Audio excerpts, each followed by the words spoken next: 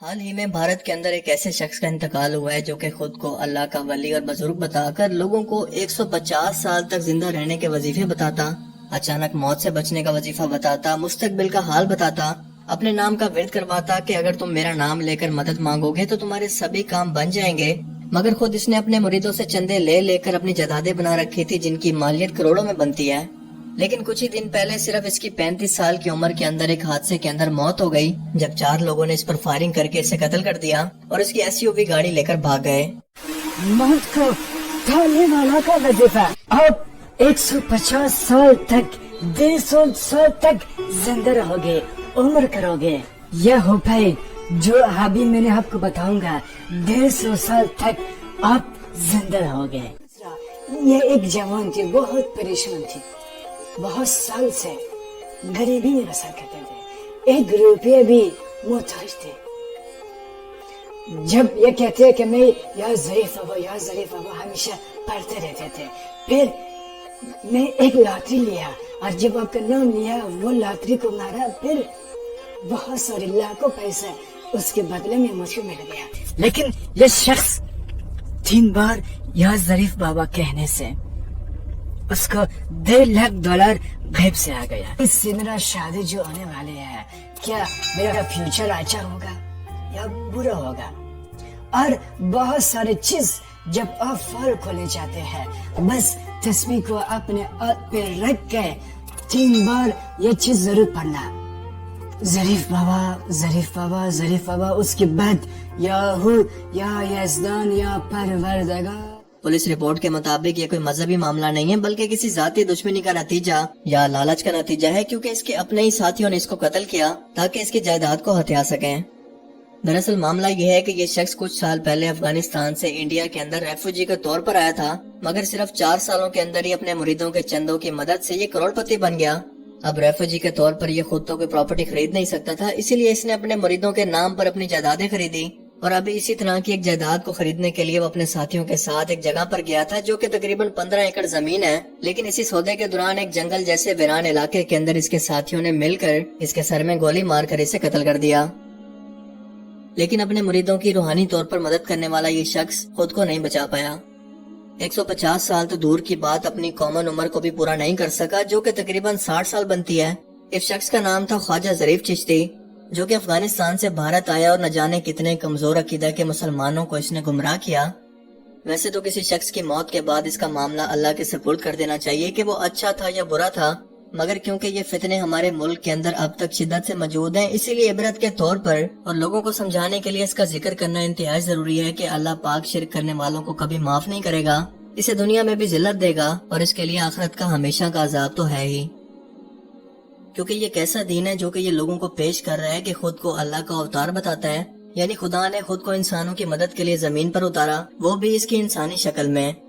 اس نے اپنا مقام انبیاء سے بھی بڑھا کر کلیم کر رکھا تھا، یعنی سراسر بدعت اور گمراہیاں اور شرک، جیسے اس سے پہلے کے ڈھونگیوں کے مزار بنا کر لوگوں نے ان سے کرامتیں منسوب کر رکھی ہیں، اور اللہ کے نیک ولی جو کہ واقعی دین کا حق ادا کر کے اور اللہ کا پیغام پھیلا کر گئے، ان سے جھوٹی باتیں منسوب کر کے اور جھوٹی کرامتیں سنا کر ان کے مزار بنا کر انہیں شرک کے اڈے بنا دیا گیا، اور کافی پروفیٹیبل بزنس بھی۔ حالانکہ وہ تو ایک اللہ کی طرف بلانے والے اور لوگوں کو شرک سے بچا کر اللہ کا ڈر سنانے والے تھے۔ لیکن آج یہ کام کافی مشکل بھی ہو چکا ہے، کیونکہ سوشل میڈیا نے لوگوں کے اندر کافی اویئرنیس پھیلا دی ہے، جو کہ کوئی بھی خود کو ولی اللہ یا بزرگ کہہ کر کوئی کرامتیں خود سے منسوب کرتا ہے اور لوگوں کو گمراہ کرتا ہے تو وہ سوشل میڈیا اور میڈیا پر ایکسپوز ہو جاتا ہے۔ لیکن یہ بابا کافی ماڈرن تھا، کیونکہ اس کے سوشل میڈیا مثلا ٹک ٹاک، فیس بک، یوٹیوب اور انسٹاگرام پر نہ صرف اکاؤنٹ تھے بلکہ ہزاروں کی تعداد میں فالوئنگ بھی تھی۔ لوگوں کو لوٹریاں جتوانے کے لیے اپنے نام کا ذکر کروانے والا خود مریدوں کے چندے سے چلتا تھا، اور کئی گمراہ مسلمان اس پر یقین بھی رکھتے تھے۔ اللہ پاک قرآن کریم کے اندر بار بار یہ فرماتا ہے کہ وہ اللہ ایک ہے، وہ بے نیاز ہے، نہ وہ کسی سے پیدا ہوا اور نہ کوئی اس سے پیدا ہو سکتا ہے، اسے نہ نیند کی ضرورت ہے نہ دولت کی، وہ کسی کا محتاج نہیں لیکن سب اس کے محتاج ہیں، اور انسان اتنا کم عقل ہے کہ ایک انسان کو خدا کا روپ مان کر اس پر یقین کر لیتا ہے، اس کے نام کا ورد کرتا ہے یا اس کے نام کا کلمہ پڑھ لیتا ہے۔ اگر اس شخص نے قرآن پڑھا ہو تو اس کا دل نہ دہل جائے ایسے الفاظ پر یقین کر کے، ایسے شخص پر ایمان لاتے ہوئے۔ یہ عقیدہ تو ہندوؤں کے اندر مشہور ہے کہ خدا انسانی شکل میں زمین پر آ سکتا ہے، پر اصل میں ان کی مذہبی کتابوں یعنی ویدوں کے اندر ایسی کسی چیز کا ذکر نہیں۔ بلکہ اوتار کا لفظ ان کی کتابوں کے اندر ایک پیغمبر کے طور پر استعمال ہوا ہے۔ اللہ کے رسول صلی اللہ علیہ وآلہ وسلم نے فرمایا کہ جو شخص یہ دعویٰ کرے کہ وہ مستقبل کے بارے میں جانتا ہے اور کوئی مسلمان اس پر یقین کرے تو یہ ایسا ہے جیسے اس نے اس چیز کا انکار کیا جو میں لایا ہوں، یعنی دین اسلام کا، یعنی اس کا دعویٰ کرنے والا شخص کافر ہو جاتا ہے۔ لیکن یہ شخص لوگوں کو مستقبل بتانے کا دعوے دار تھا، مگر شاید خود کا مستقبل دیکھنا بھول گیا۔ زندگی اور موت کا مالک صرف اور صرف اللہ ہے۔ کوئی بھی اپنی مرضی سے نہ تو پیدا ہو سکتا ہے اور نہ ہی مر سکتا ہے، نہ اپنے وقت مقررہ سے پہلے نہ بعد میں۔ یہ شخص یاج افزاں کا ورد بھی مریدوں سے کروایا کرتا تھا، جس کا مطلب فارسی کے اندر شیر ہے، کیونکہ اسلام سے پہلے ایران کے لوگ شیر کو خدا مانا کرتے تھے۔ اس کے علاوہ عزت نام کے فرشتے کو بھی خدا مان کر اس کی تسبیح کرنے کو کہا کرتا، یعنی کھلم کھلا یہ شرک کی تبلیغ کرتا رہا۔ لوگ اس کے سامنے آ کر جھکتے رہے، لیکن دنیا و کائنات کے سب سے بہترین انسان محمد رسول اللہ صلی اللہ علیہ وآلہ وسلم اس بات کا برا مان جایا کرتے تھے کہ کوئی بھی صحابہ میں سے بھی ان کے استقبال میں کھڑا ہو، کیونکہ اللہ کے نزدیک یہ تکبر کی علامت ہے۔ تو یہ انسان کیا چیز ہے؟ جامع ترمذی کی ایک حدیث مبارکہ ہے کہ جو شخص یہ چاہے کہ لوگ اس کے استقبال میں کھڑے ہوں تو وہ اپنا مقام دوزخ میں دیکھ لے۔ مگر پھر بھی حیرت ہوتی ہے یہ سب دیکھ کر کے انسان ترقی کر کے کہاں سے کہاں پہنچ گیا ہے۔ لوگوں کے اندر تعلیم و شعور اس زمانے میں بڑھ گیا ہے، پر گمراہی ویسے کی ویسے ہے، کیونکہ کہاوت ہے کہ جب تک بے وقوف لوگ زندہ ہیں تو عقل مند اور چلاک لوگ کبھی بھوکا نہیں مر سکتے۔ یہ شخص خود کے نام کا ورد کروا کر کہتا کہ تمہارا کاروبار بڑھ جائے گا، تمہاری لاٹری نکل آئے گی، بس مجھے چندہ دو، جسے اکٹھا کر کے اس نے کروڑوں کی جائیداد بنا لی تھی۔ لیکن یہ مرید غریب کے غریب ہی رہ گئے۔ یہ حرام سے کمائی ہوئی دولت اس کے کوئی کام نہیں آئی، سب کا سب کچھ یہیں پر رہ گیا۔ کیا یہ بات ہمارے لیے سبق نہیں ہے کہ پوری زندگی گناہ کر کے اور حرام طریقے سے کمائی گئی دولت موت کسی بھی وقت کسی بھی لمحے آپ سے چھین سکتی ہے؟ اگر مانگنا ہے تو صرف اس سے مانگے جو کہ اس پوری کائنات کا مالک ہے، اس موت سے آزاد ہے۔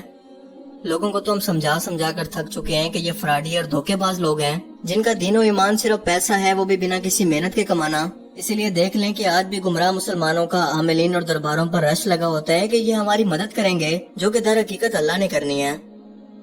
یہ ایک شخص چلا گیا تو کیا اس جیسے اور بہت سارے مارکیٹ میں آ جائیں گے، ہزاروں سے بھی زیادہ ابھی بھی موجود ہیں، اور ایسے لوگ ہر مذہب کے اندر موجود ہیں اور فتنے کی طرح لوگوں کو گمراہ کرتے ہیں، اور مستقبل کے اندر بھی ایسا کرتے رہیں گے۔ لیکن آپ نے ان لوگوں کا راستہ روکنا ہے، ان کے اس تماشے کا حصہ نہیں بننا۔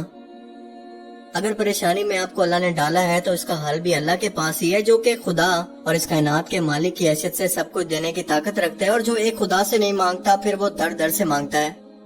اگر اللہ سے نہیں مانگیں گے تو ایسے فراڈیوں کے ہاتھوں زندگی، مال و دولت اور عزت کے ساتھ ساتھ اپنی آخرت کو بھی برباد کر لیں گے، کیونکہ اللہ فرماتا ہے کہ میں چاہوں تو ہر گناہ کو معاف کر دوں گا، مگر شرک کو کبھی معاف نہیں کروں گا۔ اللہ تعالیٰ ہمیں سمجھنے کی اور نیک عمل کرنے کی توفیق عطا فرمائے، آمین۔ ہم دن بھر مالے جاپتے ہیں، یا ظریف بابا، یا ہوتا ہے ظریف بابا، لیکن ہمارا منت، ہمارا دعائی کیوں قبول نہیں ہو رہے ہیں؟ آپ کا سمسیا پرابلم کیوں ختم نہیں ہوتے ہیں؟ میرا اشیاء، میرا خانقاہ بننے والا ہے، یہ بننے سے کچھ حصہ لو، لیکن آپ اتنا کنجوسی کرتے ہو، کچھ حصہ نہیں لیتے ہو۔ ہوتا ہے ظریف بابا کے ہاتھوں میں آگ دیتے ہیں، اس پر جہنم، نرک، دوزخ کی آگ آرام ہوگی، وہ کبھی بھی نرک میں، جہنم میں نہیں جائے گا، اس کی جگہ سرخ جنت بہشت ہوگا۔ جو مجھ سے بیعت لیتے ہیں اور مجھ کو اپنا گرو، اپنا مرشد، اپنا اوتار بناتا ہے، اس پہ جہنم کی آگ آرام ہوگی۔